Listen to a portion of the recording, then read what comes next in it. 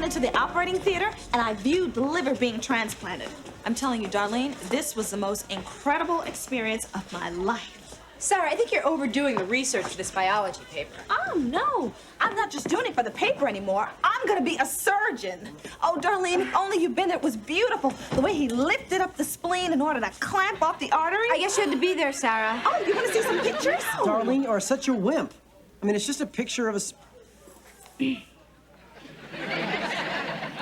Excuse me, I have to use the bathroom.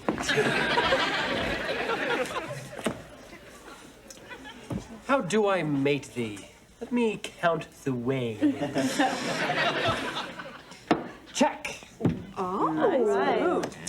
Okay.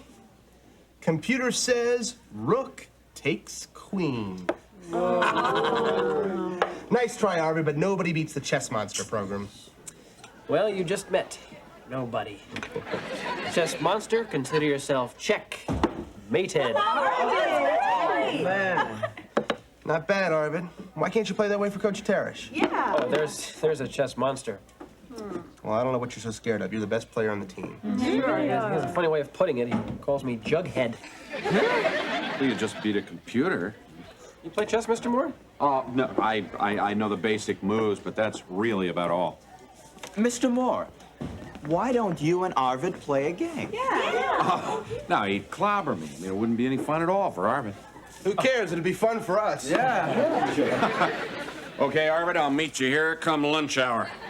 Okay, take your seats. And it's interesting, you know, I've been developing this theory about the Russian passion for chess, how it affects their political strategy. So maybe we could talk about that for this class period. And I think we will, since I'm in charge. You guys, who's winning? Arvid! Did you dismember him yet?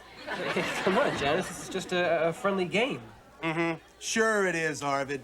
Okay, everybody, the blended point spread is Mr. Moore plus a knight and 2 pawns. Do I have any takers? No way. No, right, Dennis. Are you kidding? Arvid can't lose. Come on. Okay. Check. Check. Weren't you supposed to say that, Arvid? What's the matter, Arvid? I mean, I think Hey, come on, guys. It's easily blocked.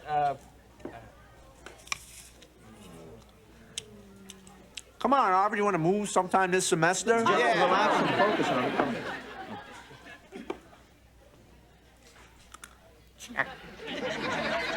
Wow, you trapped my queen. I resign. I don't believe it. He lost. Great, Arvid. That was really impressive. Thanks. Come on, let's get out of here. Hey, I think there's a belching contest in the cafeteria. Anybody want to watch? You okay? You crushed me. You are upset. No. There's no shame in losing to someone who's a truly brilliant chess player. Not a brilliant chess player, Arvid. I happen to be reading a book on chess, and I memorized a classic trap, and that's really all that I know how to do.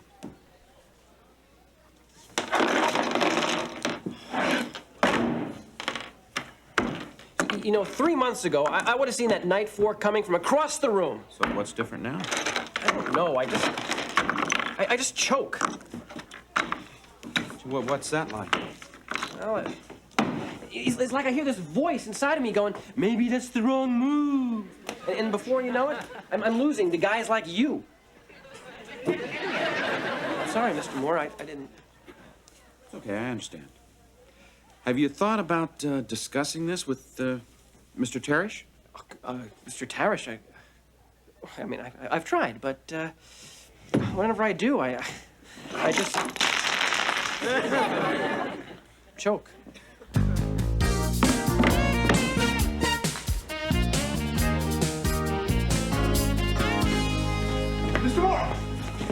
Mr. Moore, I challenged Coach Teresh to a chess match for you. What? I had to do it, Mr. Moore. It was a question of honor. Dennis, you don't have any honor. No. All I did was tell him what a great chess player you were. The guy went berserk. I'm telling you, Mr. Moore, he wants you. Well, I don't want him. Well, you got him. I'm not backing out now. No, I'm backing out. You're telling him. Oh, come on, Mr. Moore. Please don't do this to me. You beat Arvid. Arvid's terrific. You can demolish Coach Teresh. Dennis, you're overlooking one small factor. I don't know anything about chess. You don't? No. Thanks a lot, Mr. Moore. You're gonna make me look like an idiot. I'm here to help, Dennis. Morning. Hi. Ah, Mr. Terrish, good. Dennis Blendon just mentioned some nonsense about us having a chess. Nonsense? What's that supposed to mean? You're too good for me. No, Frank. It means I'm not good enough. So let's just forget the whole thing, okay? Wait, I recognize this. This is the old weenie gambit. Check it out before you even start the game. That's typical, Moore. Chess is not a beauty contest. It's not how pretty a game is. It's who wins. Chess is war. You understand that? Yes, chess master. Defeat does not exist for the Fillmore chess team, does it? No, chess master. All right.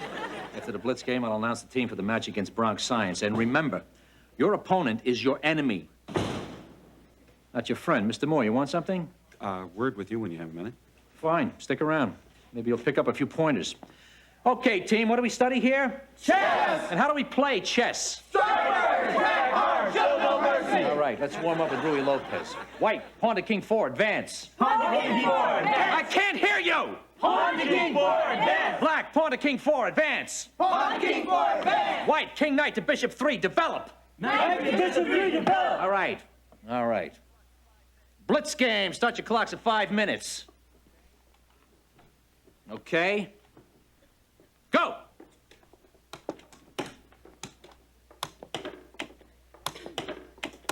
Engen, watch your queen side. Your flank is vulnerable. A double pawn is a dead pawn. Double your rooks. Invade the 7th rank. Engen, you try that against Bronx Science and you are shark bait. Check. Simone, what are you doing with the pawn? Seize the initiative. You got a back rank mate. Finish him off. Mercy is for girls. I am a girl. Not in here, you're not, mister. I resign. You what? Don't you ever say those words in front of these brave chess players. She's gonna win in one move. You got time on your clock. Pick up your king and move it, mister.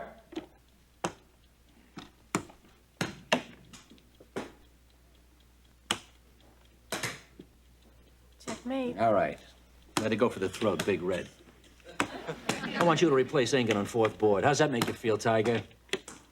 I feel melancholy. Like the long withdrawing roar of the sea. Say that again? No, don't. I'm sorry, but I don't like the way you yelled at Arvid. I don't think I want to be on your chess team anymore. I know you hate the word, but I resign. Well, that's too bad. She's got the talent, but she doesn't have the taste for blood. Women. Simone quit because of me. Well, at least you're back to 4th board now. All right, listen up. Here are the team assignments for the match. 1st board, Blundin. 2nd board, Lazzarato. 3rd board, Scarpese. 4th board, Lee. Lee. Excuse me, sir. Wasn't I next in line? You ride the pine, Engen. Why? Why? Because you are a loser. Arvid. All right, that's it. Hit the showers, you wood pushers.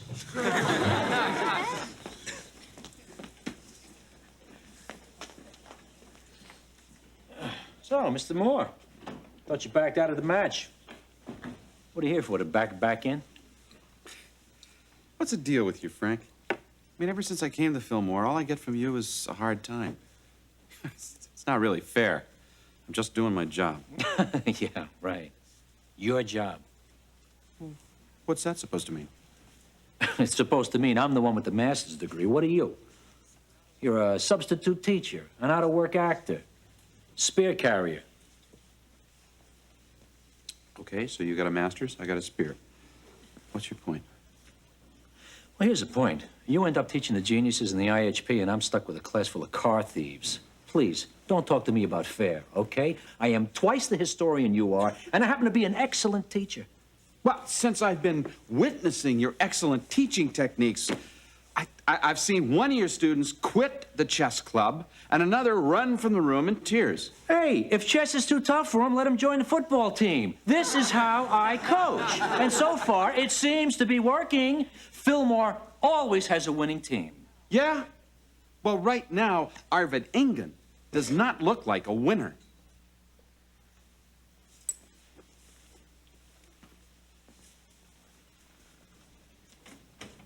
You know, I really love Simone sometimes. You know, sometimes I hate her. Arvid? Mr. Moore. You all right? Oh, you know, sometimes when I'm upset, I talk to my picture of Einstein here. Well, I'm not a Nobel Prize winner, but if you want to talk to an actual human being, you can try me. There's nothing to do, Mr. Moore. I'm all washed up in chess. Mr. Tarish is right. I'm a loser. Not from my side of the board. Well, you saw. I got beaten by Simone, by a girl who wouldn't even hurt a fly. In fact, I saw her help one once. I can't do anything right. Arvid, I don't really enjoy standing here listening to you put yourself down. You are good at a lot of things, and chess is just one of them. Like what? Well, you're an excellent mathematician. Sure, the crowd goes wild when I calculate the area of a trapezoid. Arvid, you're more than intellectual abilities. That's true. I am a sharp dresser. Yeah, you're certainly unique. See, but that's not enough, Mr. Moore. Chess was the one way I could get people to notice me. And now Mr. Tarish has taken that away. Maybe not. I'm going back in there. I'm going to challenge Mr. Tarish to a chess match. Mr. Moore, that's crazy. You can't beat him. I can win with your help.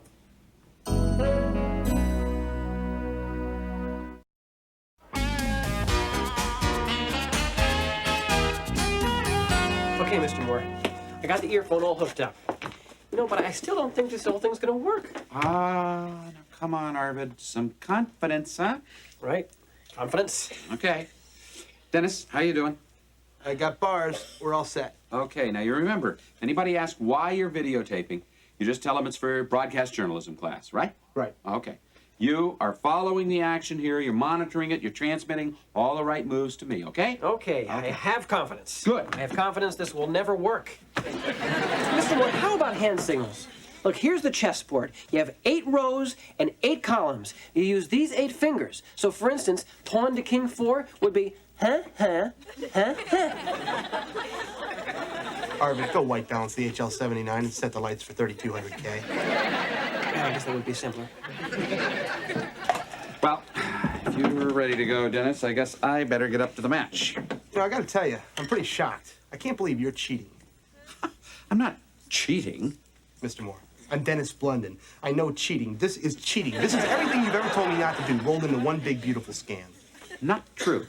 I'm not doing this for money, and I'm going to tell Mr. Tarish what I did afterwards. Well, then that would make it one big, beautiful, dumb scam. True.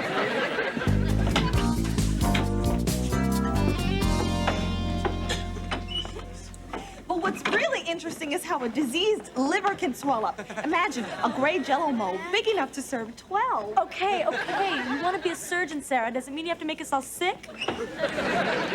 This is all my fault. I mean, if I hadn't quit the chess team, none of this would have happened. Come on, Simone. There's no reason for you to feel guilty. After Mr. Moore gets creamed, then you can feel guilty. I don't know about this chess match, Miss Mira. Blood feud between teachers. It could get ugly. Mm-hmm. Hey, Dr. Samuels, smile. Let's get this thing over with.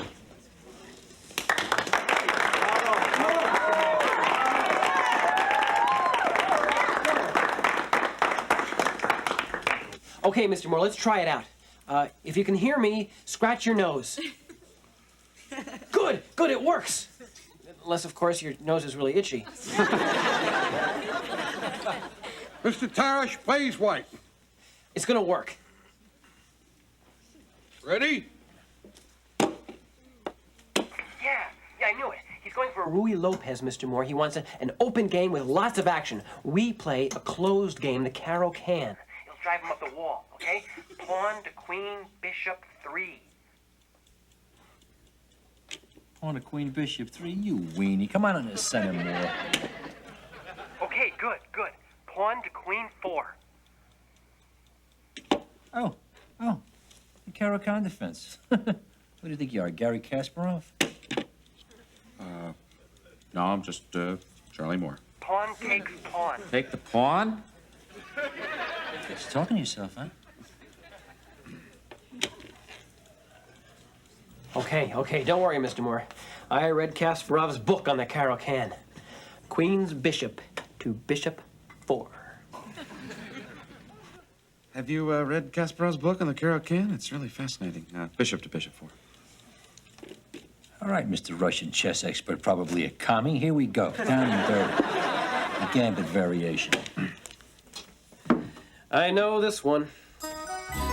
Mr. Moore is up 2 pieces, but Tara shall never resign. This is great. You're up 2 pieces. I mean, we're up 2. I'm up 2 pieces. I'm beating him, Mr. Moore. I am beating Coach Terrence! It is you. Hi, Arvid. Tammy. What are you doing in No, there? I'm just fixing the janitor's TV set. You see? There we go. Divorce court. I love divorce court. No, you don't. I mean, it's so depressing. I mean, it'll undo all the work we did in peer counseling. You know, those were some of the nicest hours of my life. I always liked the way you really listened to me. What's wrong with Mr. Moore? He's running out of time. Well, I feel it's only fair to warn you.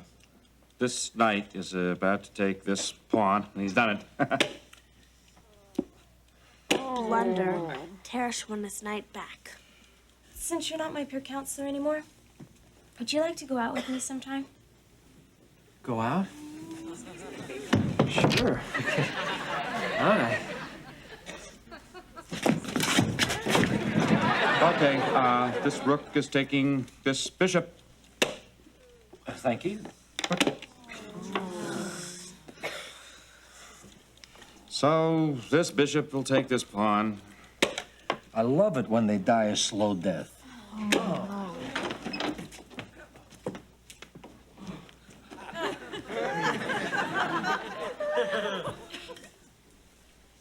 He's had it. I can't take the suspense. You think you're nervous? Look at Arvid.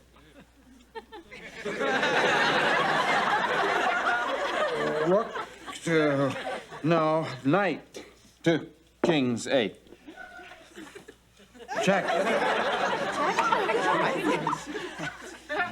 All right, big deal. You checked me.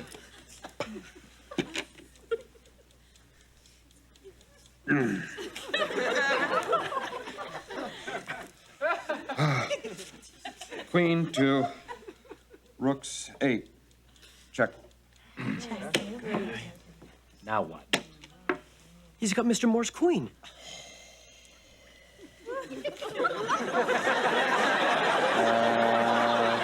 Rook to king's bishop 8. Checkmate.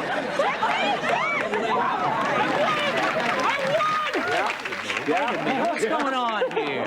Well, what's going on is that Arvid just beat you at chess by playing through this transmitter, and I just moved the pieces. Wait a minute. You beat me, Engen? That's impossible. You're a loser. No, I'm not. I can play as well as anyone. As long as you didn't yell at me and intimidate me and hover over me like some vulture. I could be mistaken, Mr. Carrot. No. Stand up for yourself. I like that. And I love that last night move. That was a killer. Yeah? Listen, Arvid, you need me to back off. I'll back off. Hell, I'll move to Jersey if it'll help you play a tournament like this. Does this mean I'm back on 4th board? No. You're on first board. Thank you, chess master.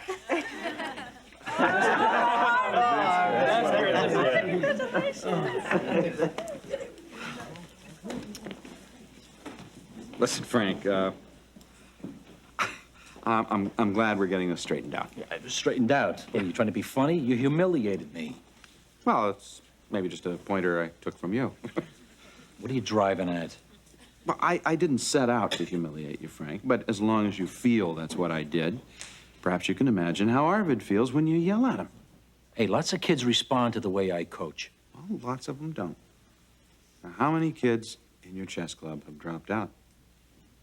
Okay, Mr. Chips, you tell me how you get the kids to pay attention, to do their best. Well, you know, some of them are more sensitive than others, so you gotta understand each one as an individual. Sensitivity, huh? Yeah. Well, you might be right. Well, if it works for a chump like you, it's worth a shot. Well, I'm glad we see eye to eye on this, Frank.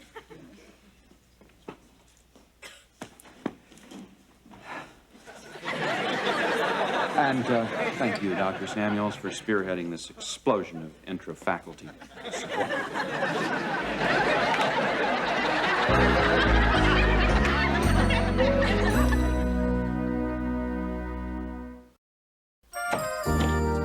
So, are you and Mr. Teresh friends now? Well, I don't know that I would call us friends, but I think we're starting to clear the air. Dr. Samuels, could I ask you a question? Why did you choose me rather than Frank Teresh to teach the IHP class? Well, how can I say this without giving you a swelled head? The truth is because you're less of a jerk than he is. There, I said. Well, actually, Dr. Samuels, it's probably the nicest thing you've ever said about me.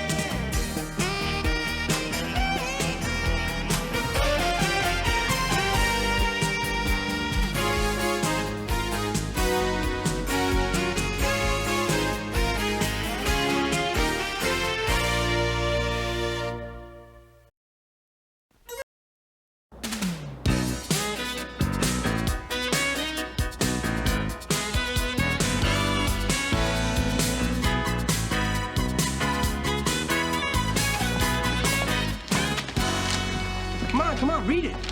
Dear Mr. and Mrs. Blunden, Woodburn Condominium Estates cordially invites you to a complimentary champagne brunch on the side of our beautiful vacation home development. And at no obligation. Just for being our guest, you will receive a free gift, a 19-inch color television set with remote control. Wow. In addition, there will be a drawing for an all-expense-paid snorkeling vacation for two to the island of Bermuda. Mm-hmm. We hope to see you and Mrs. Blunden this weekend, etc., etc., etc. Yeah, so? So, I need a wife by next weekend. Forget it. You couldn't support me in the manner to which I'm accustomed. Besides, they'll never believe you're married. Oh, really? Fake driver's license, fake marriage certificate, fake wedding ring. Dennis, are you really going to do all this just for a TV set? No, it's not just for the color TV. Imagine me, Dennis Blunden, floating over the coral reef in Bermuda, snorkeling. Isn't that dangerous? Dangerous? Yeah, you could get harpooned. Well, let's get started here. I've got your essays on important historical assassinations, and Simone's paper on the murder of Napoleon was very impressive. Especially since Napoleon died of natural causes. Not quite all. Arsenic. Really? How's that? She cites a lot of medical evidence indicating that Napoleon's illness while in exile on the Isle of St. Helena was due to his being slowly poisoned.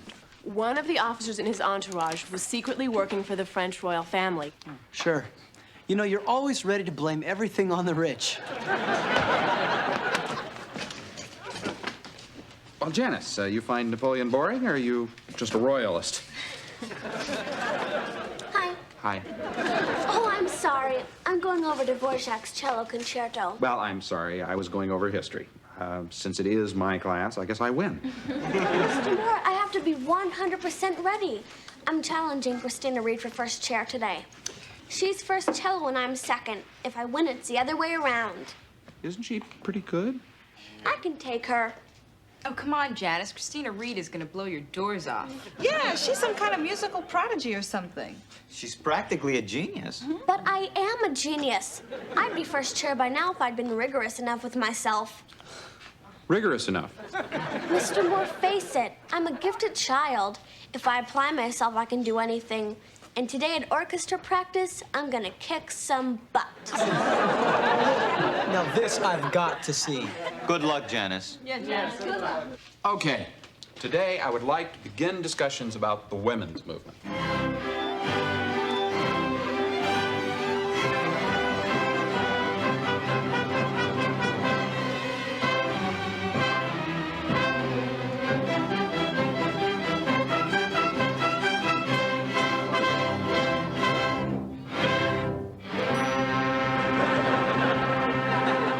Amazing. Almost everyone played almost all the notes. Next time, we'll try to play some of them together. Now, before you go, we have a challenge for the first chair in the cello section. Our second chair, Janice Lazzarato, is the challenger, and the piece is Dvorak's Cello Concerto. I think we'll start with Christina. Ready, Mr. Kimball?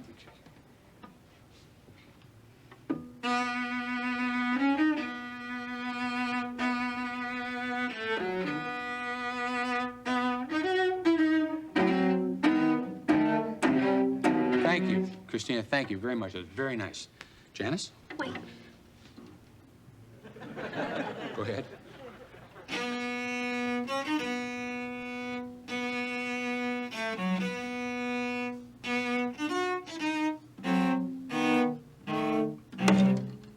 Oh, my string broke.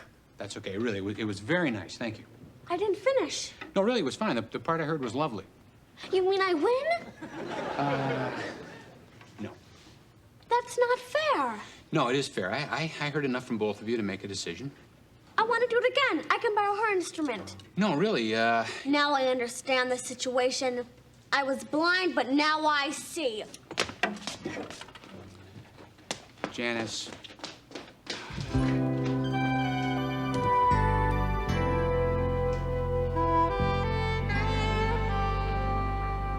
Come on, we'll get out of the city for the weekend. We'll have a nice champagne brunch. We'll mingle. Well, what's in it for me? I understand they're giving the wives complimentary wrist corsages. Dennis, come on. Do you honestly think that anyone's gonna believe I am your wife? Simone, you know, when you and I get up to Woodburn Estates, we may actually decide to buy one of those condos. Dennis, I couldn't go. I couldn't lie about being your wife. You don't have to. Just stand by my side, look pretty, nod a lot, agree with everything I say, just like a real wife would do. Probably shouldn't have said the part about the real wife. Probably not. Not if they threaten to stick a steel spike through my eye. There's an interesting no. Forgetting someone, Dennis? Why? What kind of cruel rejection do you have in mind for me? None. I'd love to go. I think it'd be fun. What's in this for you? Nothing. I just think it'd be nice to spend a day in the country. You mean it? Sarah, thank you, thank you. You know, this could be a very interesting weekend. Back off, Bubba. Morning, everybody. Morning. Okay, let's get pencils and papers ready. I've got a lot of statistics to get through today. Don't make me use the bullwhip, all right? Statistics that reflect the changing status of women in America.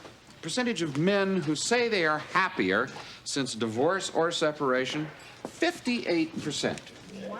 Women who say they are happier since divorce, 85%. Wow. All that proves is that women are better liars. Oh, yeah. Percentage of women who think they would do better than average in a fist fight, 27. Great. Try selling tickets to a fight between Mike Tyson and Oprah Winfrey. Janice, I don't read while you're talking, so. Oh, sorry. Law books? Yes, I'm filing a civil suit against the school board, Mr. Kimball, Dr. Samuels, the music department, and 10 John Does. And I'm filing for an injunction to have the concert stopped if I don't get another challenge. That's ridiculous. Oh, really? Cooper versus Toscanini, Krebs versus Mantovani, Mingus versus Tazal. There are lots of cases where musicians had to seek justice in the courts. I'm fully prepared to file these before the close of business today. On your own time, okay? I can't. I have to finish filling out these forms. Okay, Janice, outside, please. I know the lawsuit is a long shot, but it is a way of making my point. I'm a victim. A victim of what? Favoritism. I popped a string. He used it as an excuse to stop my challenge. I could have won. He just likes her more. It's a clear-cut case of prejudice. That's a serious charge, Janice. Mr. Moore, you're always telling us about justice and standing up for what we think is right. Well, here is an injustice that won't go away. In the words of Martin Luther, hier stande ich kann nicht anders.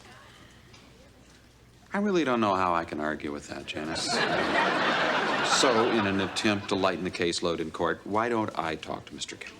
Mr. Moore, please, this is my fight. Well, I'm not going to hit him. I'm just going to talk to him. Did she really have a chance at all? Well, she's good. She's outstanding, but she just doesn't have that extra something that Christina has. The gift. Yeah, the gift. It's like magic. I don't know. You know, playing second cello in a large orchestra, even this one, is not too shabby. Yeah, did you try pointing that out to her? Oh, yeah. Tell that to little Miss Lazzarato. You mention second to her, she turns into the bad seed.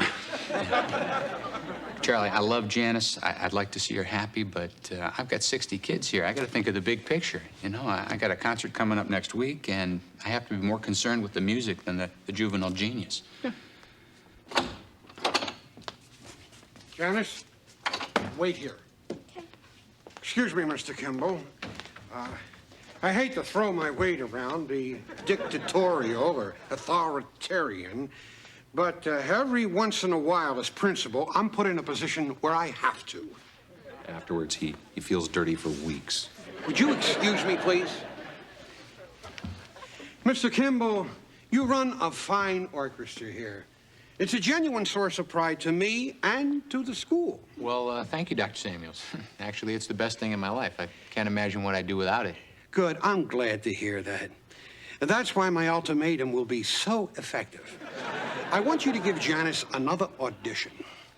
I'm not saying she has to win, but if it's close, you do what you think is right. You can't be serious. I have the psyche of a future Nobel Prize winner at stake here. Look at it like this, Kimball. If Janice doesn't get the audition, hey, life goes on. But we might see Mr. Wafting conducting the orchestra here. And you, sir, coaching the girls' hockey team. So, all I want is a nice, fair rematch. It was fair. Well, more fair. Capiche? Okay. Everybody happy? Sounds fair to me.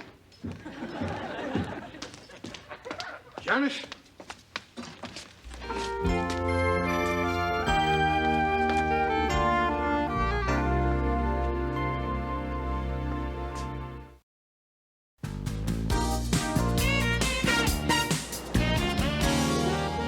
Miss Mira, this is a hypothetical question.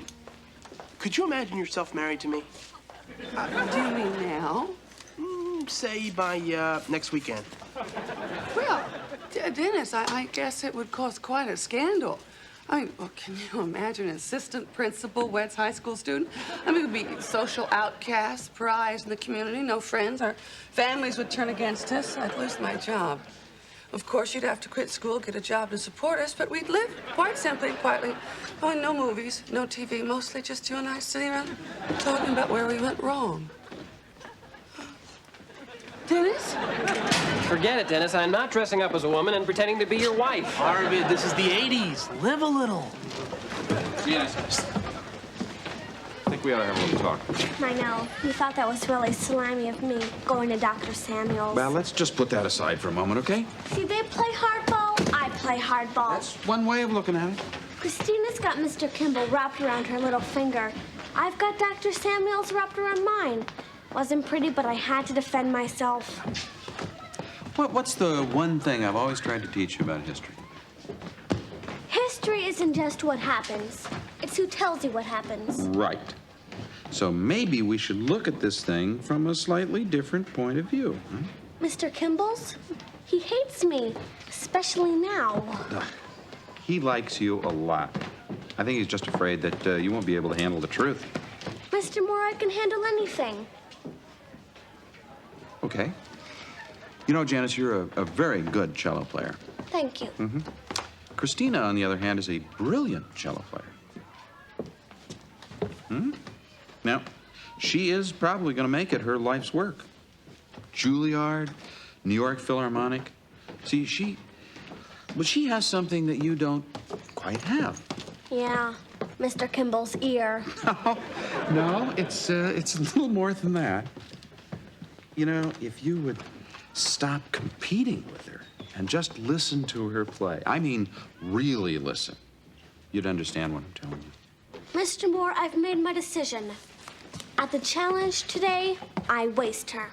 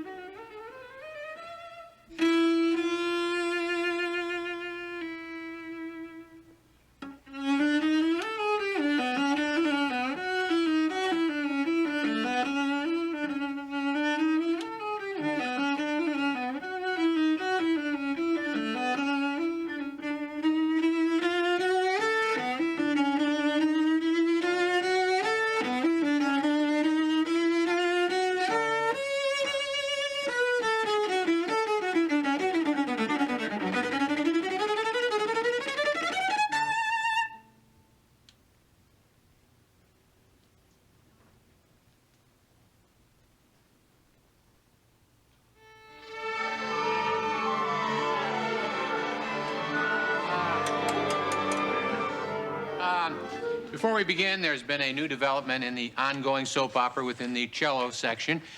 As you recall, Miss Janice Lazzarato broke a string during her challenge for first chair, and since I'm a heck of a guy, I'm gonna break my long-standing rule and allow her to challenge again. So, Janice, you can begin. Mr. Kimball, I've changed my mind.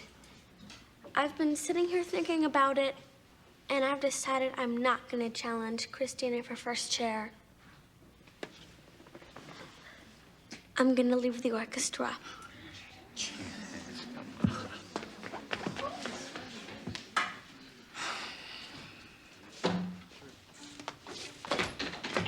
Janice. Listen, I'd hate to think it was something I said that made you quit the orchestra. I guess that because of what you said, I really listened to Christina play.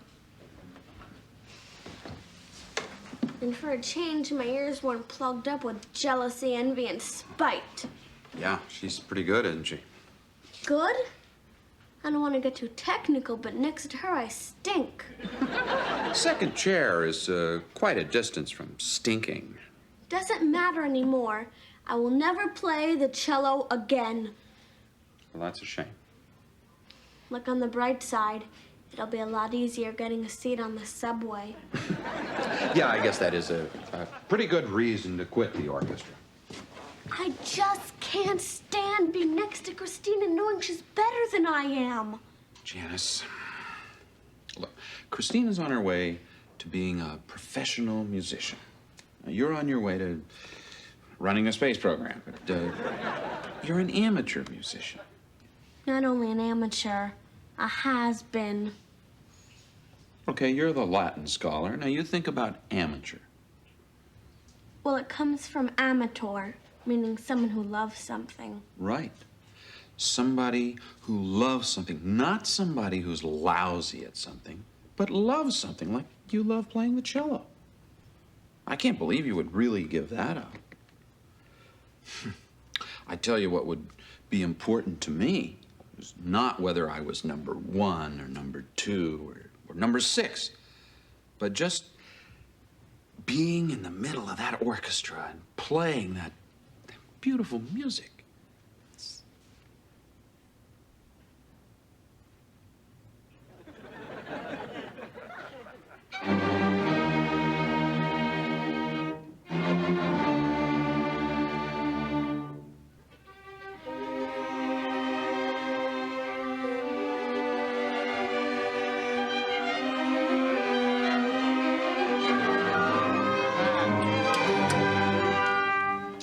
was what we in the music world refer to as a train wreck.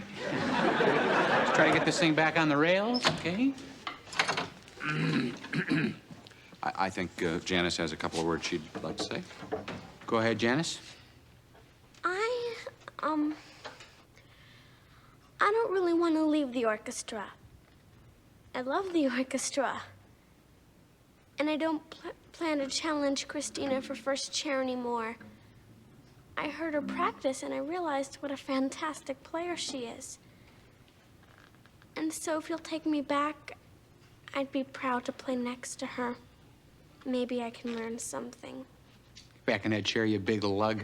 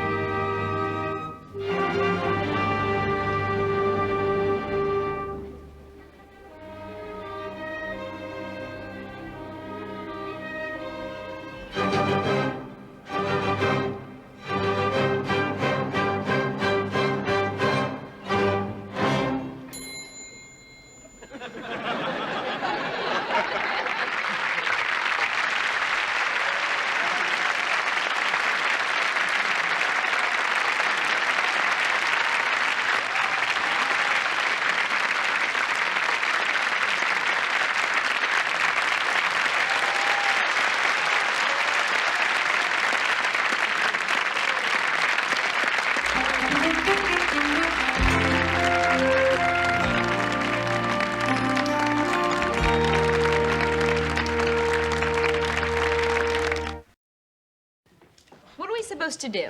Just help out. Add a few pointers. Give the female mystique. Okay, come on. Let's try and be helpful. Okay. All right. Okay. All right, Dennis, come on out.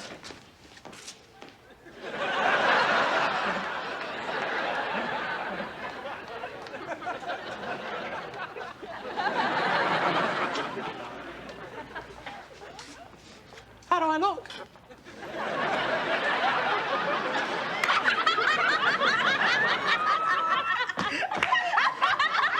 So you don't think it'll work, huh? Dennis, there's no way you can pass for a girl. Sorry, Dennis. You just weren't made for high heels. Arvin, I feel so sorry for you having to play. Still here, huh? Good night, Arvid. Good night. Girls. Good night. Good night. Good night.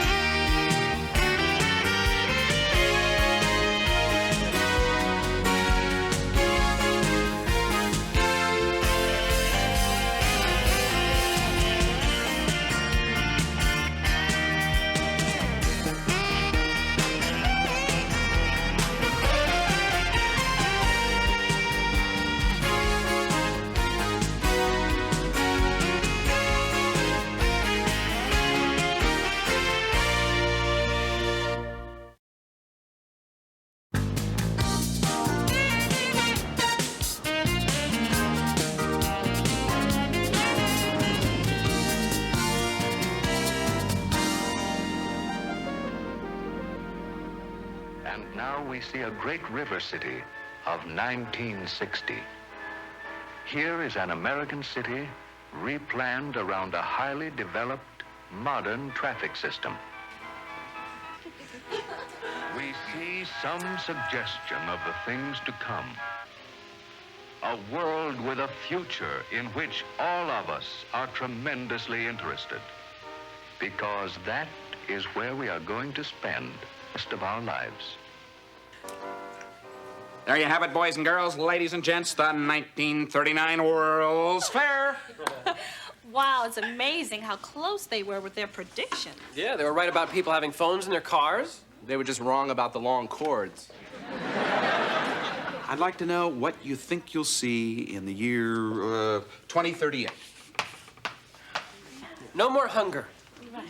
I see a day when nobody's the first black anything anymore. Yeah. I see mutation. A horrible endomorphic nightmare descending upon us, cutting off all light, all life. Oh, it's here.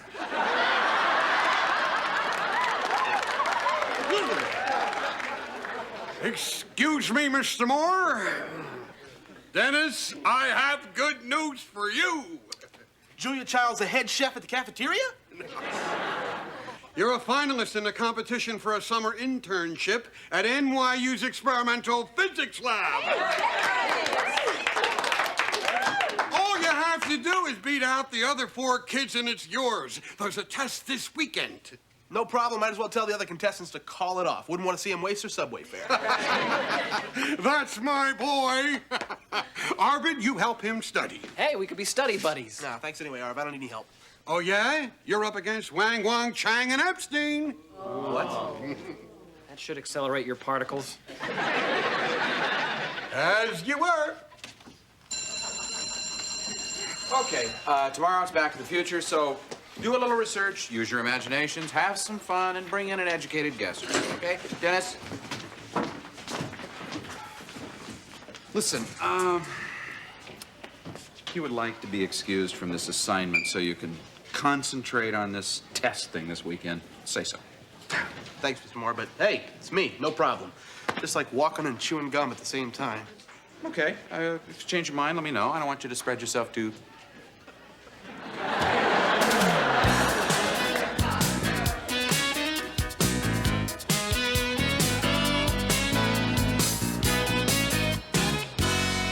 Good morning, everybody. Morning. How goes the future today? I'll tell you tomorrow. Arvid? Well, hey, the future looks great. We got genetic engineering, gene splicing, replacement of body parts. We'll be able to fly from New York to Tokyo in 10 minutes. Yeah, but it'll take you 3 hours to get to the airport. Right. Bionic body parts. You could have a whole drawer full of spare eyes and ears and noses. Maybe a plastic heart, like Darlene's. Well, future doesn't sound so bad.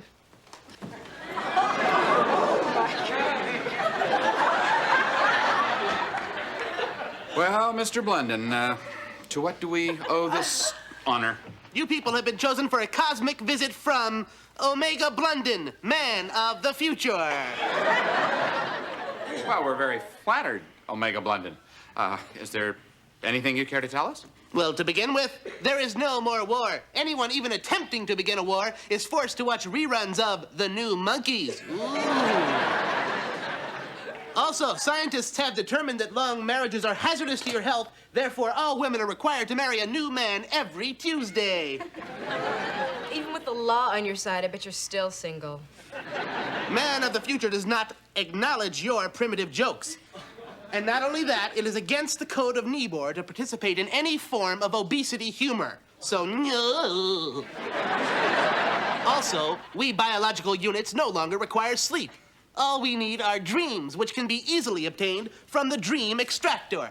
Watch as I demonstrate. Ooh, ooh, whoa, ooh. Yeah, what? I'm zabbling, whoa.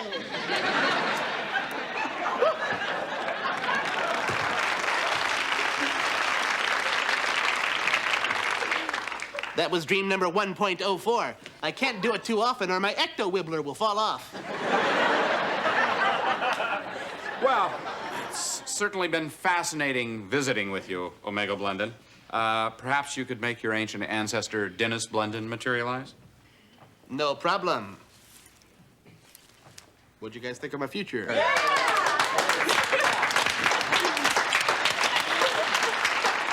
At least you dress better. You know, I found it long on imagination, a little short on useful information.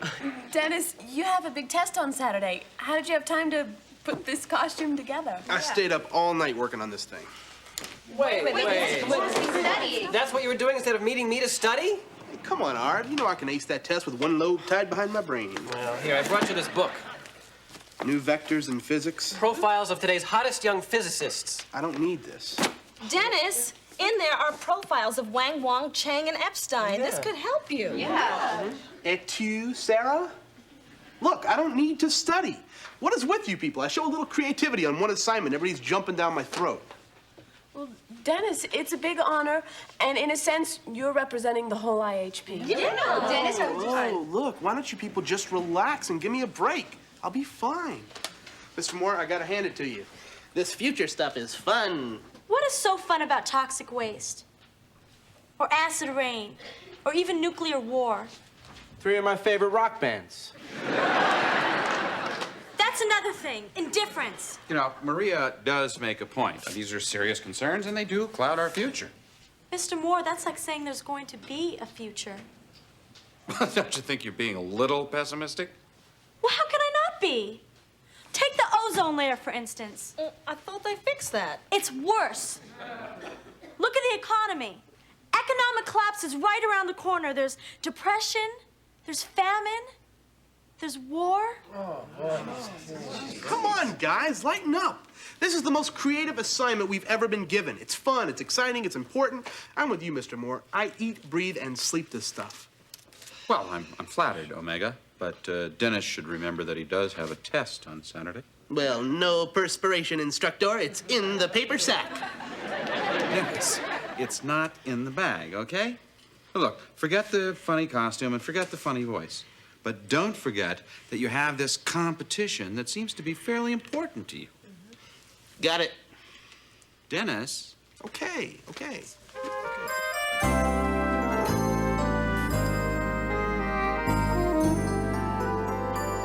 So, how's tomorrow going today? Any better?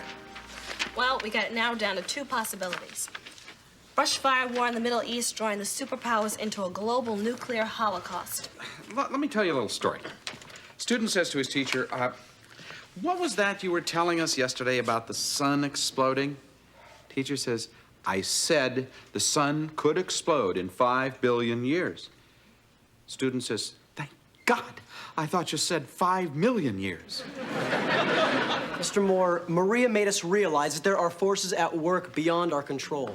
You know, she could be right. There will always be forces beyond our control.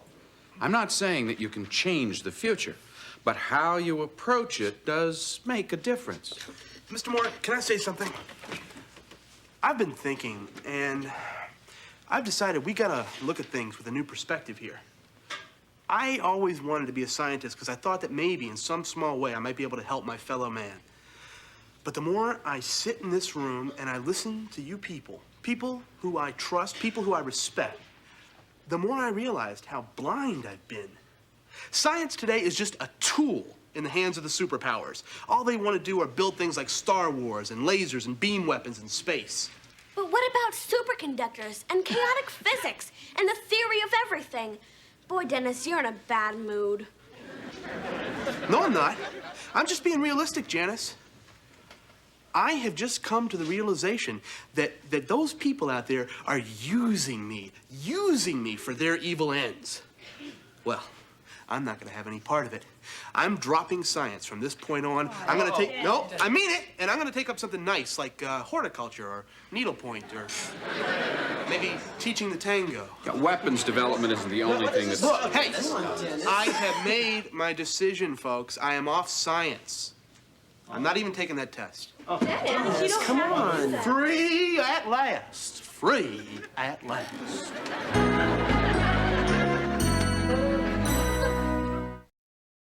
Okay, we have a dentist problem. Only this time it isn't some childish prank like, whoa. Like reprogramming the school's computer so we had fire drills every half hour.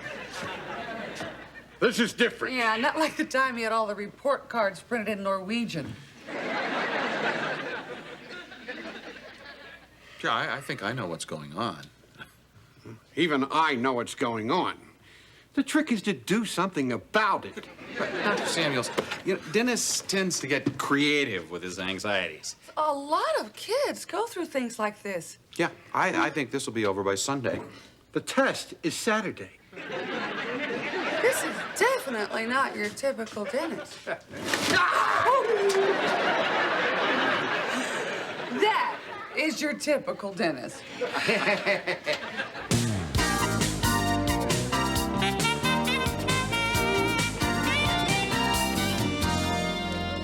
Maria, you got me so depressed, I yelled at my father last night. Why? He handed me a bologna sandwich. So? Well, don't you see? Well, it's a metaphor for everything that's wrong in the world today. I mean, there's nitrites, nitrates, artificial coloring, preservatives. I mean, everything that's real is gone, and the stuff that's left will kill you. I don't think it's right when a food has a shelf life longer than the people who eat it. We're being faced with a world that's a total disaster. This is what the people who are running the world are leaving us? How dare they? Yes. You're right. I mean, we're sitting here with our hands tied where they just destroy the whole planet. I mean, what's going to be left for us? Well, don't worry about it, because after they drop the bomb, it'll be up to the cockroaches. Yeah. Great. First one up has to get the nomination. Little political humor. That's easy for you to joke about. You're old.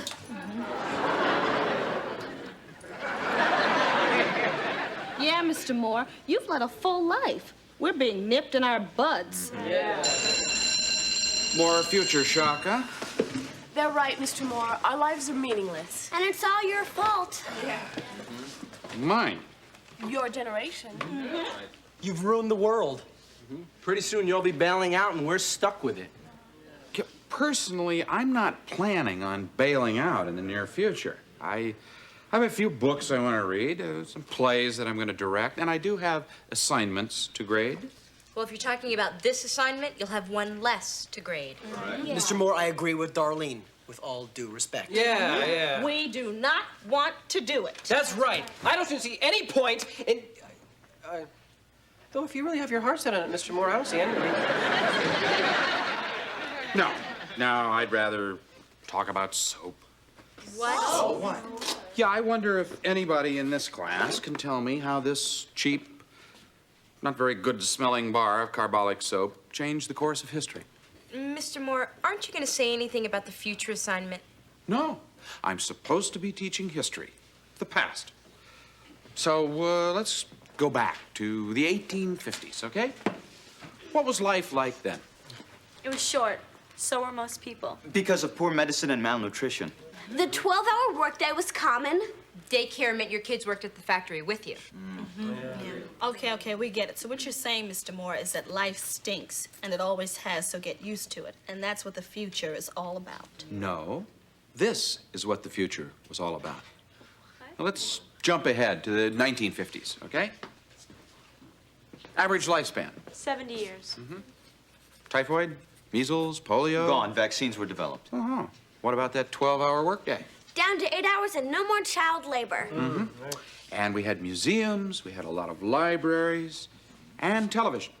In the 1950s, you could turn on your TV set and see practically anything. Except a black person. Well, there's room for improvement. But usually, if a lot of people work to solve a problem, it gets better. Huh? Forget it, Mr. Moore. Things are different now. We've got problems in the world now that are unsolvable. You know, people have been saying that all through history, and yet these problems keep getting solved. Where have you been? Just been walking through the park, visiting my old pals, the trees, saying goodbye to good old Mother Earth. Saying hello to a couple of hot dog stands? You know, Dennis, I believe that your friends, the trees, may stick around a little longer. Why don't you listen to this discussion, see if you agree, okay? Somebody tell me how this bar of soap changed history. Puccini wrote the first soap opera? See, in the 1800s, hospitals were terrifying places. People checked in, they didn't always check out. I mean, you went in with one thing, while you were there, you contracted everything else. Now, it's very depressing, but that's the way things were. And everyone accepted it. Save one person, Joseph Lister. Now, he believed that infection was being passed patient to patient by doctors. So he said, hey, guys, in between operations, use this. They did. A new concept was born. Coming home from the hospital. So one day, maybe somebody here will say, hey, guys, do this, and the ozone layer will be preserved. Or it'll cause peace to break out. Each one of you has that kind of potential within you. Don't give it up so easily. Okay. Maybe you're right. Maybe at least trying to do something is better than talking about how awful it is. All right. So, are we doing the assignment? Yes. Dennis? What? Dennis, let's just say maybe there will be a future, okay? And quite possibly, physical sciences will play a positive role in it. And we both know that a mind is a terrible thing to waste. So what do you say? About what? You know what.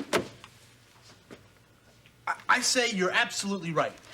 I've been a fool walking around talking to trees. There is a job to do, and I'm going to be working on this future project 24 hours a day. I won't let you down, Mr. Moore. Dennis? You know what we can start off with? We can start off by doing, perhaps, with a talk with me and Mr. Moore in the hall. I think so. Now, you don't expect me to believe that you've been wandering around depressed over the fate of the universe, do you? No. But I am depressed. Mm-hmm. Competition. I guess so. Why? 4 reasons. Wang, Wang, Chang, and Epstein? They're good. Darn good. Darn good. Mr. Moore, they're killers. I don't have a chance. Well, not if you're not there. Do you know anything about physics at all? Well, I'm familiar with Archimedes' second principle. Body is totally immersed in water. The phone is bound to ring. Ever read New Vectors in Physics? I am competing against the best guys in the city.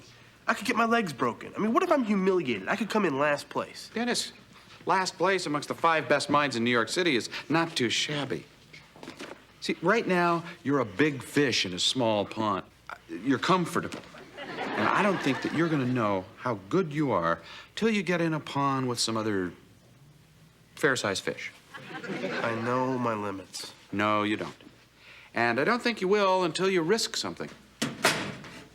I appreciate what you're saying, Mr. Moore, but if it's all the same to you, I'd just like to stick with this future project. Dennis, that's a choice that you get to live with. It's your future. Good evening. Darlene Merriman for the 21st Century News Service. This is Friday, March 10th, 2038. The scientific team of Blendon, Engen, Lazzarato announced their discovery that the hairspray layer, which replaced the ozone layer, is just as effective in keeping out the gamma rays and also eliminates the frizzies.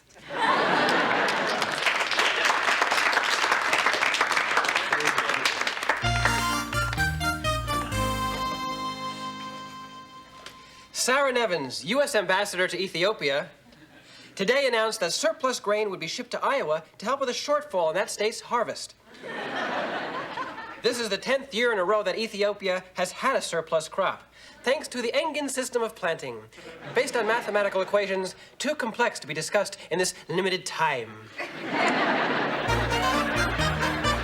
Athletes from all nations began arriving in South Africa today in preparation for the opening ceremonies of the Summer Olympics at Nelson Mandela Memorial Stadium. The combined Israeli-Palestinian team looks impressive in track and field, with a strong challenge from the all-Irish team. In basketball today, Kareem Abdul-Jabbar, age 91, announced that this would be his last season in the NBA. television today announced a new episode of Moonlighting is in the works for next year. This brings to 12 the number of episodes in the last decade. Very impressive. What about the wrap-up anchor, Dennis Blunden? Well, actually, Mr. Moore, I haven't done the assignment. But I could wing something, if you guys don't mind. Sure, great. Let's see. The year 2038. The world is a better place today because a bunch of high school kids grew up and helped make it that way. As it turns out, they all had the same teacher, a fellow by the name of Moore or something. He told them about soap.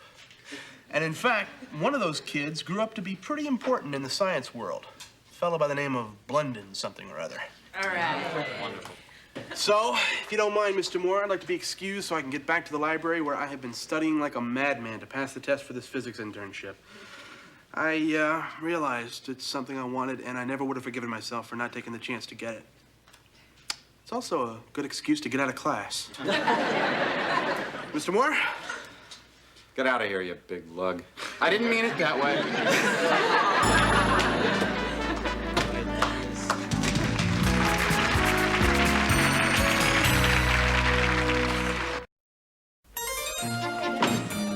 Morning. Morning.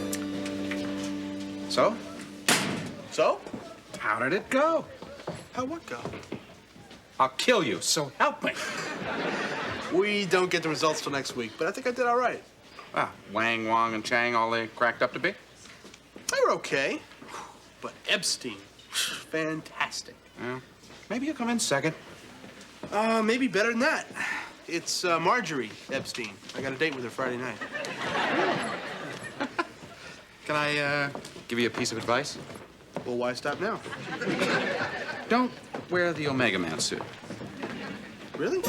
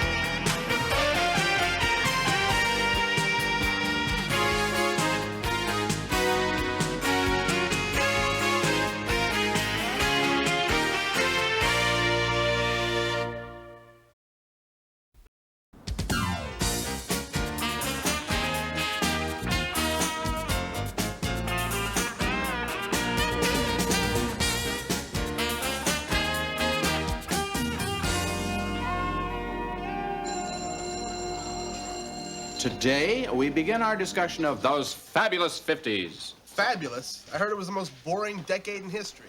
Well, that's why we're going to talk about it, Dennis. Was it boring if you were involved in the beginning of the struggle for civil rights? If you were part of the Korean peace talks? Was it boring if you lost your job because of Senator McCarthy's witch hunt? Was it boring when Pat Boone sang Tutti Frutti? Yes. I'll give you that. Excuse me, Mr. Moore. Yes, do come in. Thank you. I just want to take a moment to congratulate you on completing your training program and to give you your certificates. You are now officially peer counselors. Now remember, a peer counselor is not a psychologist. You talk with the other kids about the things that are bothering them, and either you try to help them work things out, or you refer them to someone who can. Now, of course, if somebody is in physical jeopardy or could cause harm to another or really has a serious problem, I want you please to come to either Mr. Moore or to me. Otherwise, anything that you hear is strictly confidential. May I add a small note? Oh, please. I think it's a great idea. But I just want to say I don't think you should go out there expecting to save everyone. I mean, it's not that easy. There are serious problems, and simply because you've had a couple of weekends of training doesn't mean you're equipped to handle those kinds of problems. Oh, you're right. I'm sorry. I'm not ready for this. Oh, I think I'm having an anxiety attack. Arvid, Arvid, take some deep breaths. Remember, Arvid, that we all have the same fears and apprehensions. Arvid, these people are our own age. They're not judging us. They just want somebody to listen to them. I think you're right, Sarah. Hey, thanks a lot. I feel a little better. Sarah, you're good. Well, I guess I have the gift.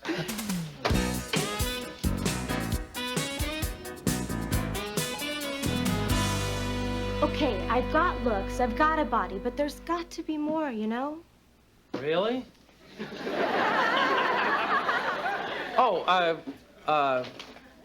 Yeah, more. Sometimes I just refuse to go out.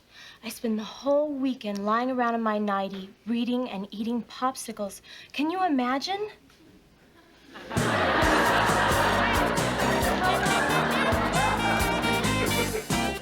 I feel so inadequate. I know. I think it's because of my parents. I know. They're so critical. Yeah, I know. What's wrong with me? Nothing. It's your parents.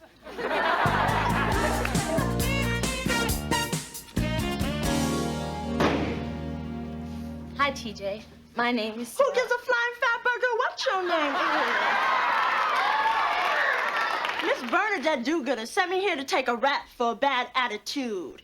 I did the crime, so I'm doing my time. But rich girls like you who play the I'm white game give me a major pain, and my black is beautiful butt.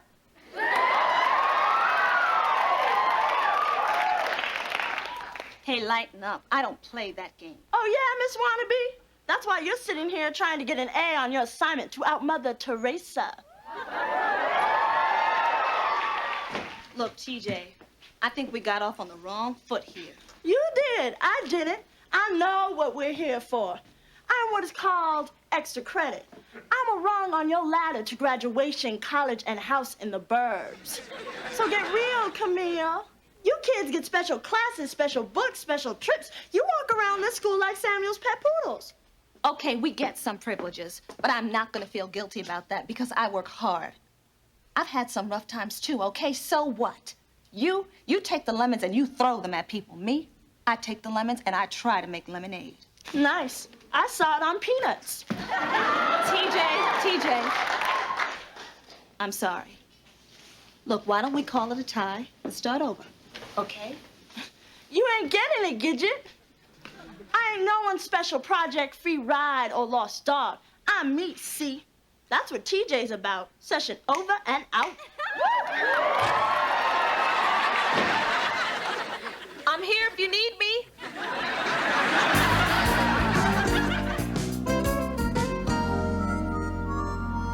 I know you'll like this collection. It's new literature of the 50s. Excuse me. It's, See you at 4, Eric. yeah, see it. All the poets, you know, Ginsberg, Ferlinghetti, Corso.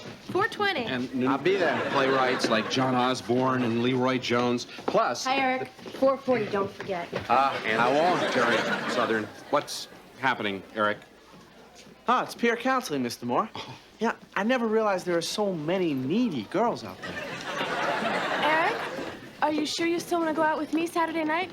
Maybe you'll be too busy helping the needy. Simone, I'm like a doctor. I'm doing very important work here. Someone should phone the Nobel Prize Committee. I feel foolish taking up your time with my complaining. Oh, complain. Complain. It's just that I'm so lonely, you know? Yeah. No. You? I go out with football players, basketball players, guys of every athletic inclination, but I still feel so alone. No one understands me. But you, Arvid. Funny, isn't it? Hilarious.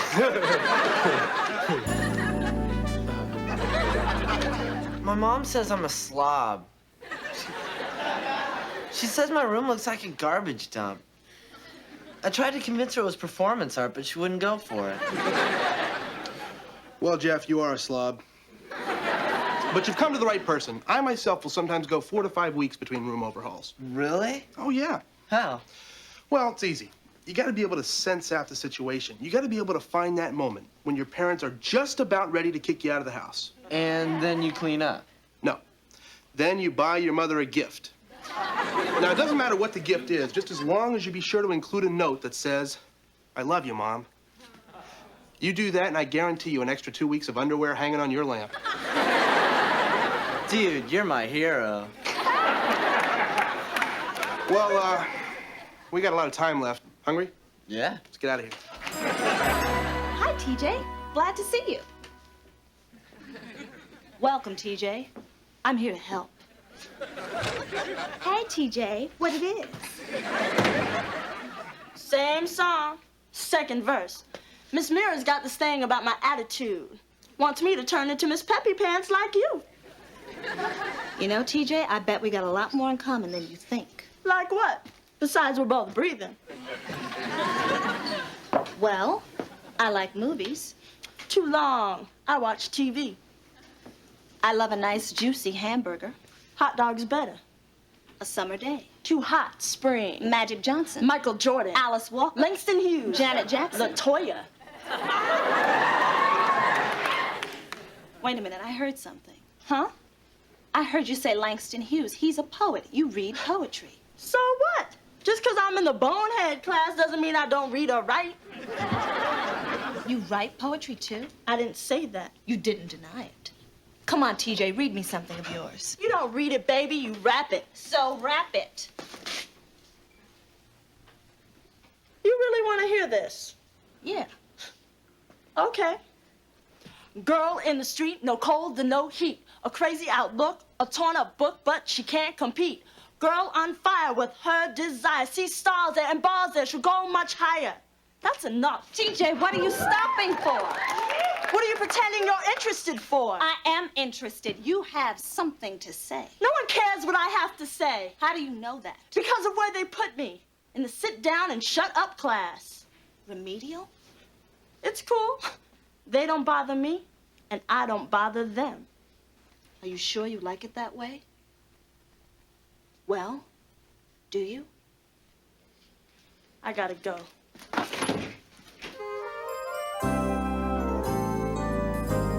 Sarah, I can't show you TJ's file. That would be a definite invasion of privacy, which would be a violation of District Code number 427. I just have a feeling that there's more to TJ than an encyclopedia of insults. Well, of course there is. I mean, she was an honor student all the way through the 6th grade. She made straight A's, and then all of a sudden, her grades just started dropping. And now it looks like all she's passing is homeroom and phys ed. What happened? Sarah, that's confidential. I cannot tell you. Wait a minute. That's it? A former honor student has practically dropped out of school and nobody cares? We care, Sarah. But sometimes a student gets lost in the system because not enough time or teachers or resources. That's why what your class is doing is so important. I mean, maybe, just maybe, you can really help this girl. Yes. Mr. Moore, I need your help. Or TJ does. You see, she's stuck in a class where she doesn't belong. In a life where she doesn't belong. I found out that she used to get straight A's. Then, suddenly she's in remedial. I want her to know that there's a way to get back.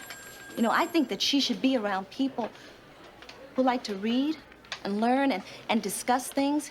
You know, people who have ideals, people who have dreams. Mm-hmm. Like the IHP. That's it. She needs to sit in on our class. That'll help her. That'll really inspire her. That'll turn her whole life around. Mr. Moore, if anybody can do it, you can. What a great idea.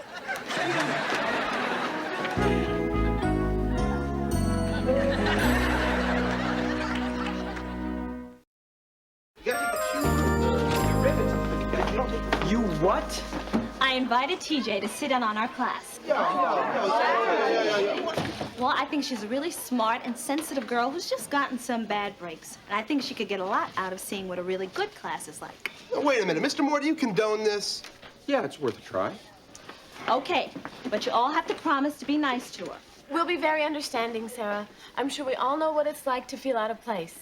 We'll make her feel welcome, loved, and nurtured. Don't make her feel nauseous. Just be nice to her. Here she comes. Hey, I'm TJ. Hi, TJ. What is this? An AA meeting?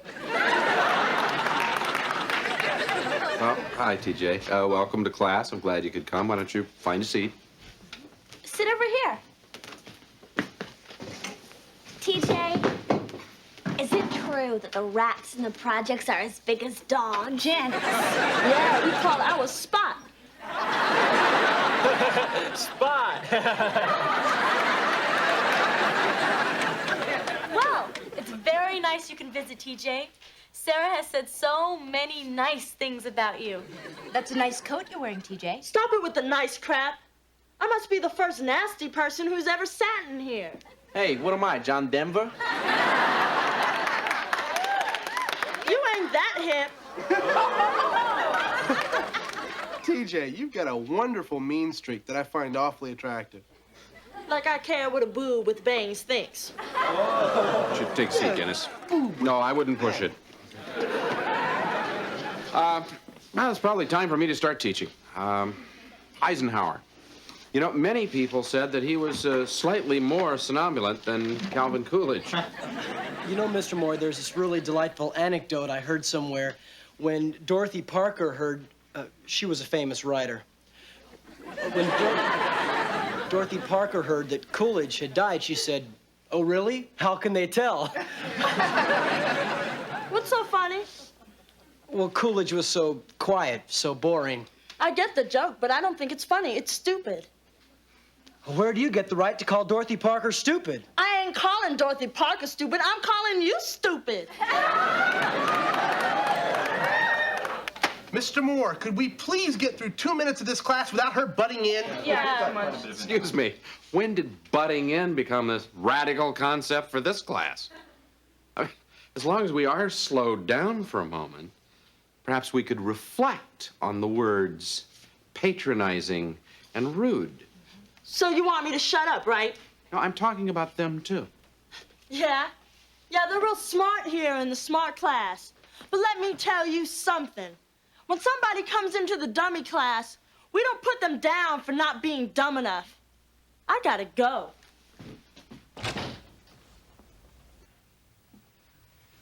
Okay, back to Eisenhower. And tomorrow, we'll take a whimsical look at Lyndon Johnson, the playful and very public president who preferred to hold his press conferences in the bathroom. Don't forget those essays. We'll see you tomorrow. See you. Bye, Mr. Moore.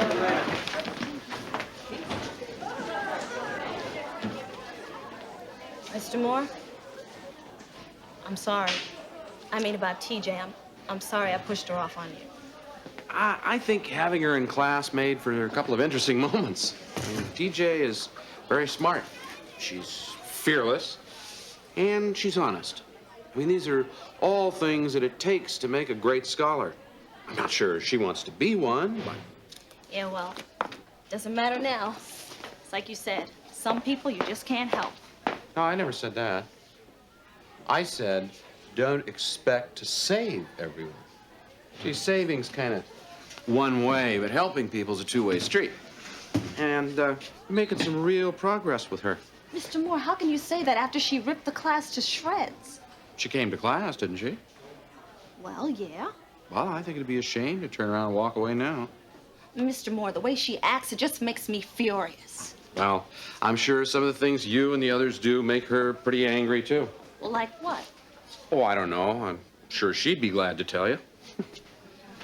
Look, it seems to me maybe you've reached somebody here that nobody has paid attention to for maybe years. So I think you should keep doing it.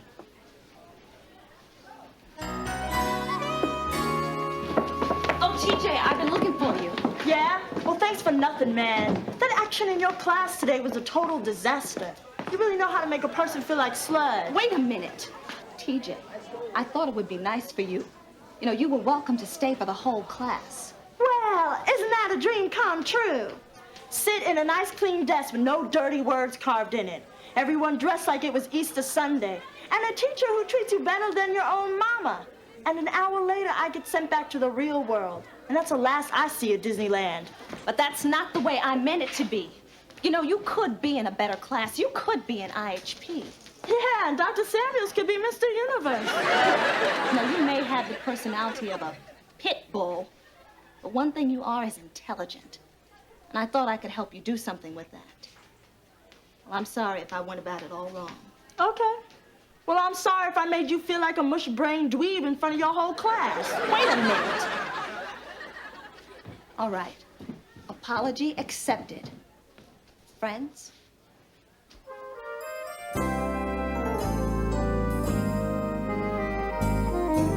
I mean, what do you think she meant, Mr. Moore? I think she wants you to ask her out. Oh, I was afraid of that. I can't. I mean, we have a client-therapist relationship here that can't be violated by the intrusion of my obvious animal magnetism.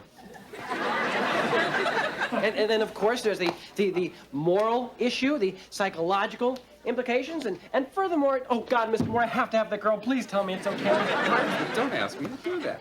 Now, you yourself just said it would be unfair to ask her out based on information you got in a session. She started it. All right, Miss. Morning. Hi. Okay, as soon as you're ready, we're going to dive headlong into 1963 when Lyndon Johnson... Excuse me. Hello? Hello? Hello? I have a history class over here. Oh, sorry, Mr. Moore. Peer counseling. Uh-oh. Call security. I thought I'd give you a second chance. So what you doing? Copying garbage off the board or garbage out of a book? Actually, we're discussing the Johnson administration. Oh, garbage out of Washington.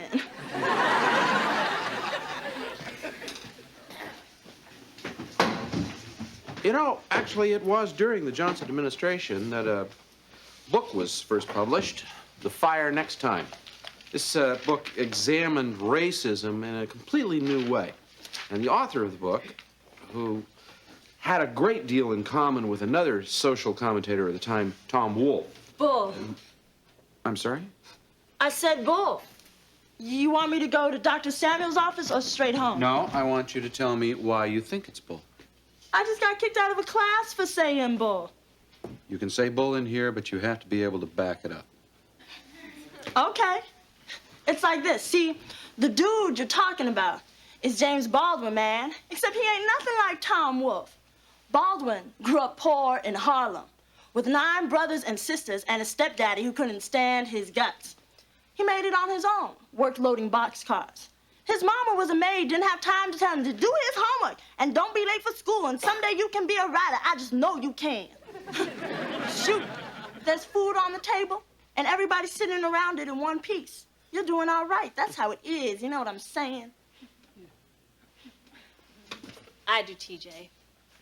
I was pushing you, wasn't I? You were giving me a Park Avenue answer to a 129th Street problem. I'm sorry. Forget it. You're all right. And for a teacher, you're all right, too. This is the first time I ever got to say more than 3 words in class. Well, that's a damn shame. You got some good ideas. Yeah, you know, I'm starting to dig this class. In here, you sit next to a computer. In my class, I sit next to a guy with a tattoo that says "Born to Drool." These are my kind of people. Even the slob and the snob. Sign me up. Well, it's a good idea, TJ, but it's not that easy. You got a lot to do before you can get into this class. You got to bring your grade level up. Who says I can even do it? I do. Yeah? That's pretty fresh. Well, you know, I bet there's some other people who'd be willing to help you. We help TJ. Yeah. Why? Do you get some kind of extra credit for it? No. Although it's not a bad idea. Look, you do your part. They'll do theirs. I'll talk to Miss Mira and Dr. Samuels about your situation, okay? You got a deal. Well, better get going. What's your hurry? You can stick around till class is over, if it's okay with everybody else. Yeah, sure. Yeah, sure. And, TJ, I just gotta ask you this.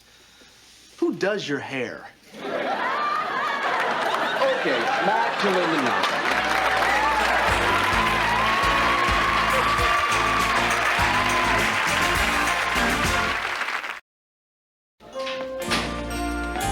Mr. Moore, I just want you to know that my counseling session went great today and everything worked out. I'm glad to hear it, Arvid. I guess you let her down easily, huh? Yeah. You know, but I do think I had some influence on her.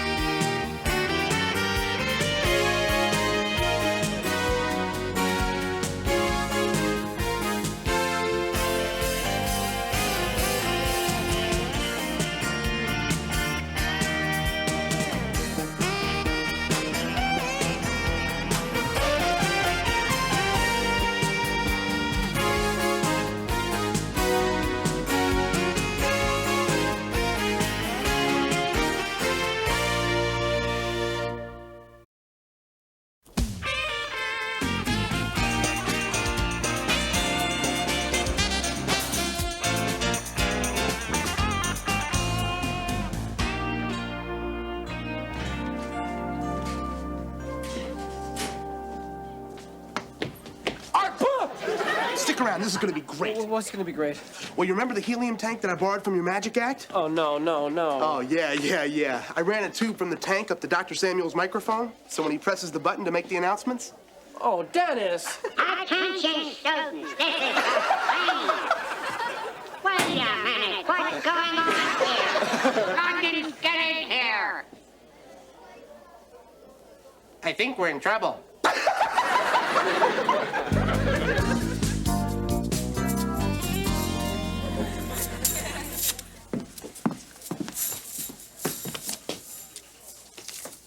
Cutting class again. Rhonda, this is getting to be a habit. It's nice to see you again, too. Why don't you just take a seat over there? I think Dr. Samuels will want to handle this personally. This ought to be good. I've always wanted to be yelled at by a chipmunk.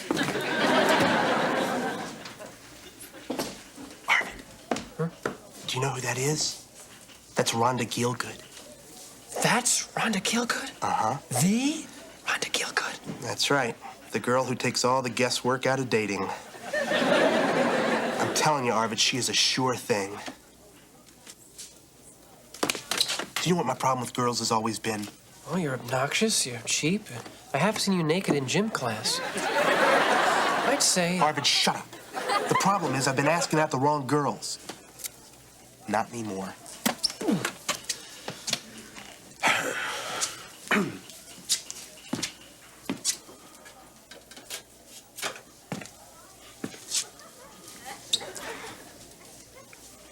Rhonda, hi. Dennis Blunden. I've seen you around detention. And, I was just thinking to myself, why don't we go out some night? Why don't you get lost?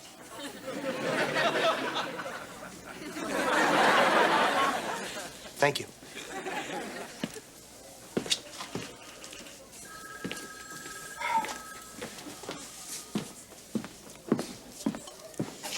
That was real smooth.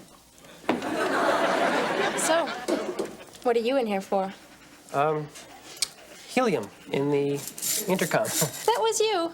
That was very funny. Yeah? Thanks. You're welcome. Blunden, get away from my donut! Now get in my office. You too, Arvid. Rhonda, I'll see you in a minute. Look, Dr. Samuels, I wasn't... I have to go. It was a pleasure to make your acquaintance. You know, you're kind of cute. Yeah? Thanks.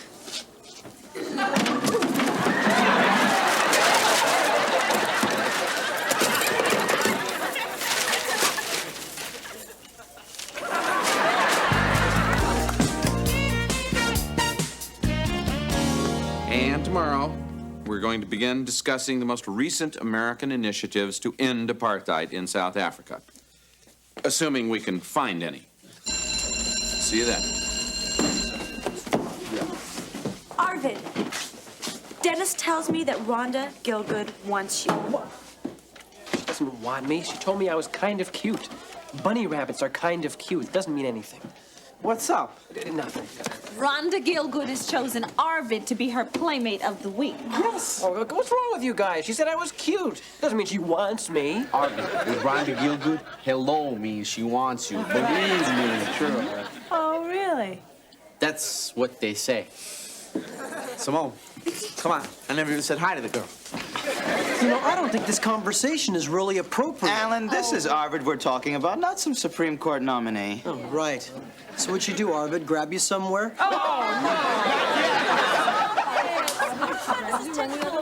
Excuse me, folks. Just a reminder, those who don't leave history class are doomed to repeat it. Arvid, come on. Arvid, this is a once-in-a-lifetime opportunity. And in your case, I really mean that. There she is. Let's get out of here. Arvid, just stay here and talk to the girl. Yeah, talk to her. Say something. Come on, be a man, Arvid. Come on. Walk out. He's a guy. Come on, man. Hi, Arvid. How are you? My sinuses are draining. So, do you want to do something on Friday night? Oh, I don't know. It's a school night. No, it's not. I mean, for Sunday school. The next morning is Saturday. But, you know, Jewish people have Sunday school on Saturday. Arvid, you're not Jewish. Right, that's true. I'm free. Great. So come to my place. 7 o'clock, okay? Yeah. Yes.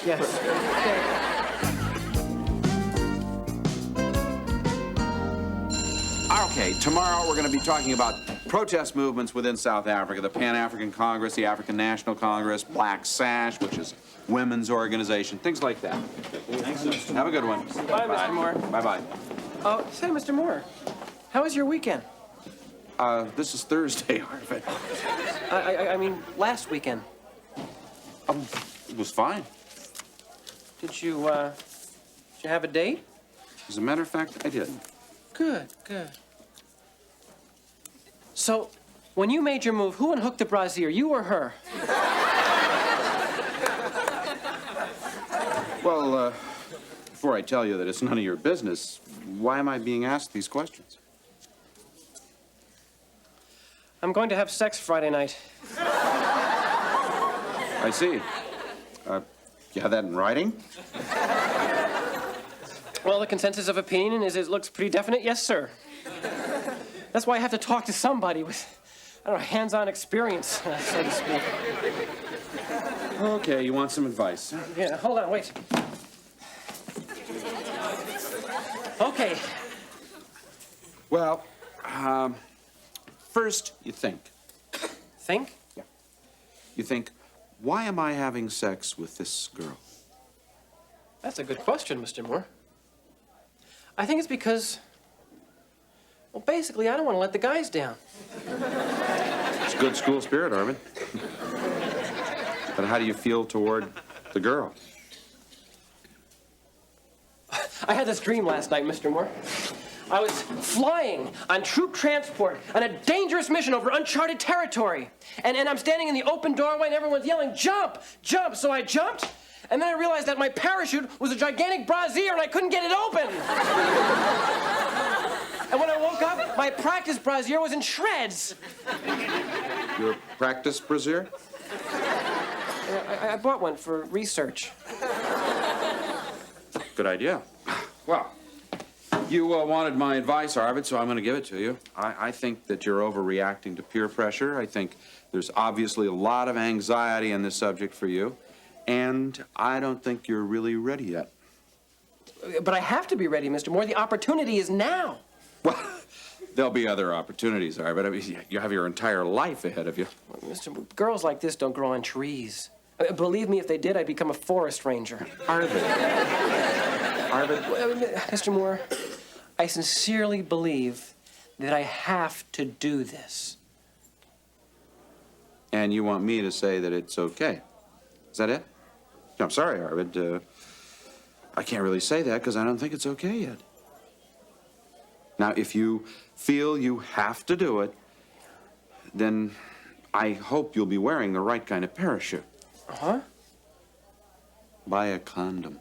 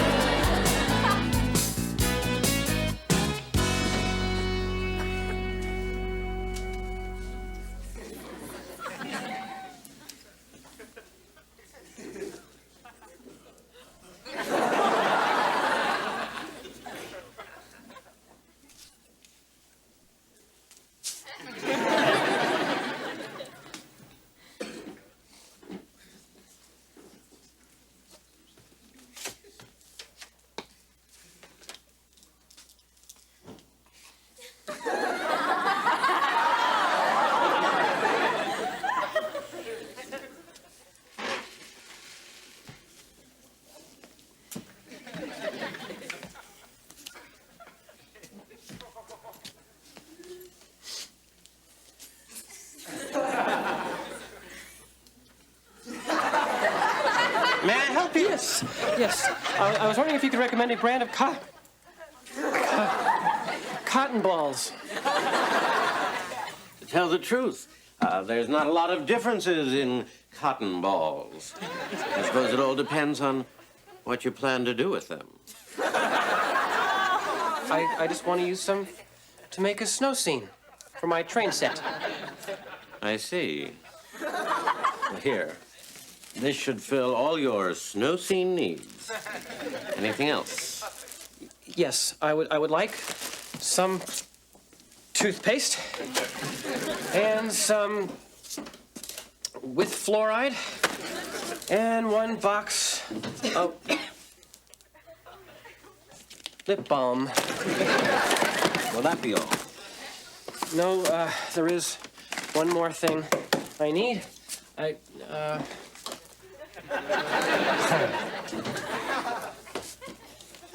Pantyhose. That's some snow scene you're building. $24.95. There is one more thing I need of a personal and exotic nature. I need condoms. Oh, no. For a snow scene. No, this will do just fine. Thank you very much. Thank you. Young man, just one moment. Don't you dare walk out of here without those condoms.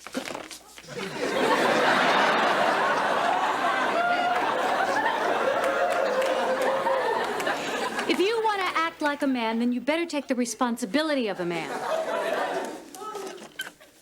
Here. They're on me. Just make sure they're on you.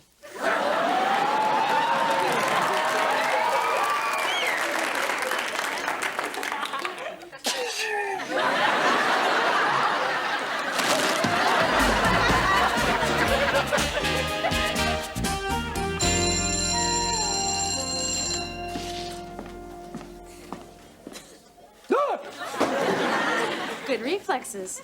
I like that in a man. It's you. I thought it was a moth. Here's my address. I'll see you at 7. Morning, Arvid. Hi, Mr. Moore. So it's Rhonda Gielgud you're seeing, huh? Well, might as well get it over with. Get it over with? Aren't you missing something? What? Well, having sex does involve another human being. I know that, Mr. Moore. I have the other human being. And got the protection. So, don't worry about me. Oh, I'm not worried about you. I'm worried about her. Did you ever stop to ask yourself why she's so interested in just about anyone? I don't know. Maybe she likes having sex. Maybe. Maybe she's lonely. Maybe she's confused. Maybe she's desperate for attention. Never thought about that. Well, think about it. Now, Rhonda is a troubled person. She cuts classes. She doesn't finish her homework. She's promiscuous. It's self-destructive behavior. And you are about to make love to her. You care about her at all? Well, I don't know. You even like her? I don't even know her, Mr. Moore. You feel good about that? Oh, hey, don't look at me, Mr. Moore. The whole thing was her idea. Oh, don't give me that. I mean, you know better. Now, I am just asking you to think about what you're about to do, and with whom, and why.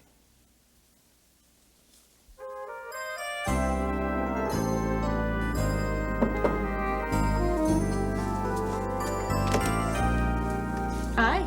Hi. You're late. I was just in the lobby, admiring the artwork. Great apartment your folks have. It's okay, I guess.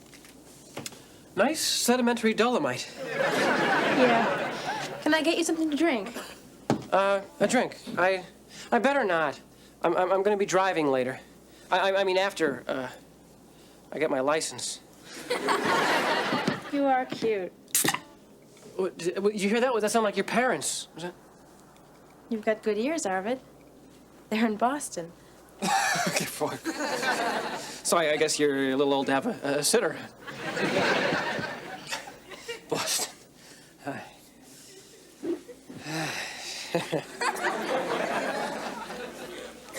You know, I like guys who are a little shy. I'm a lot shy. I still can't undress in front of my schnauzer. I can't look at my mother's laundry without blushing. No, it's true. I had to be forced breastfed.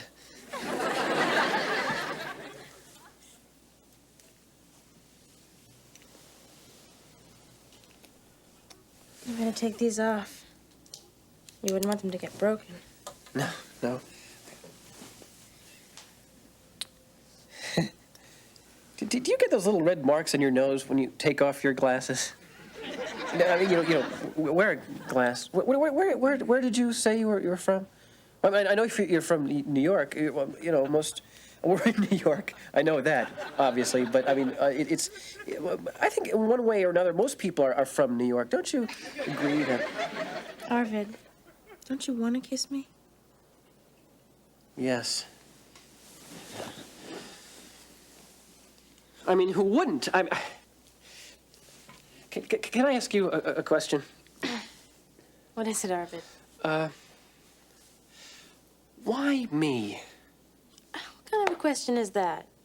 Well, I mean, let's face it. I'm not, you know, exactly Mel Gibson. I'm not even Hoot Gibson. Who?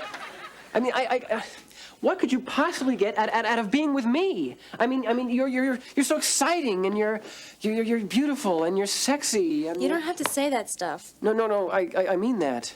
That's why I can't understand what I'm doing here. Well, if you'd stop talking for a minute, maybe you'd find out. Just like that? Arvid, obviously you don't know me. That's it. See, that's the point. I'm trying to get to know you. Yeah? Yes. So if you'll just tell me a little about yourself. Like what? I don't know. What about your family? Well, I don't have any brothers and sisters. My father's a sales rep for textiles, and my mother's his partner. And they travel a lot, and I stay home. You must get lonely. Sure. Sometimes, don't you? Oh, yeah. I do have my schnauzer. So I guess I'm not quite as lonely as you. Look, are we gonna do it or what? You betcha, yes. Well, you still haven't answered, why me? Because you're different.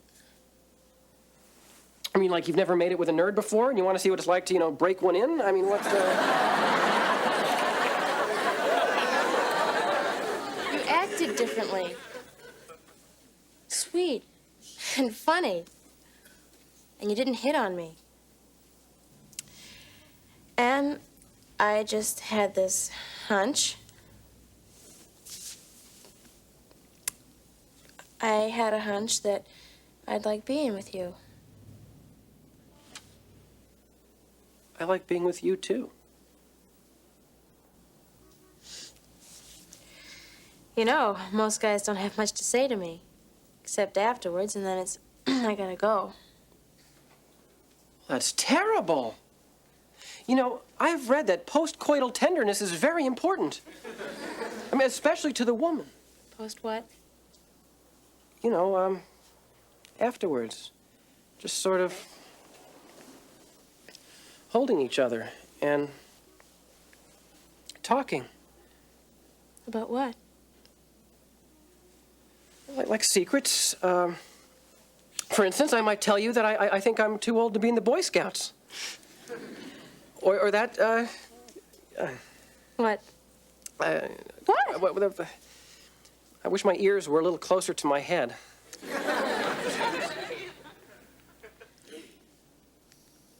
When I was a little girl, on my birthdays, my mother would take me to FAO Schwartz, and I'd write down everything I wanted on these little pieces of paper.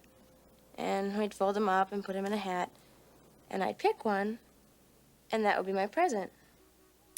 And I never knew what it was, but I always knew it would be something that I wanted. Now she just writes a check, and I pick out something myself. Do you get along with her? She's okay. And they're both okay. And they know what I'm doing. And they say things about it. But the more they do that, the more I do this. This is the most I've ever talked to any guy I've had over here. So this is it, huh?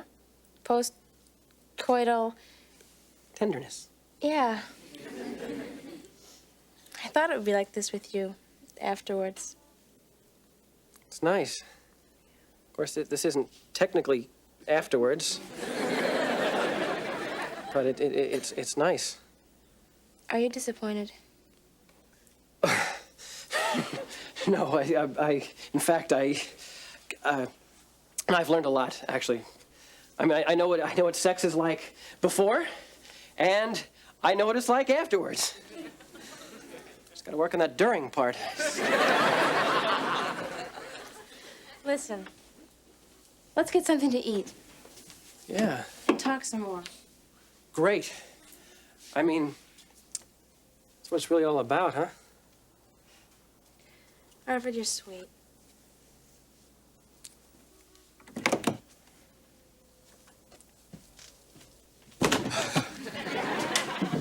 Arvid? Oh, yes.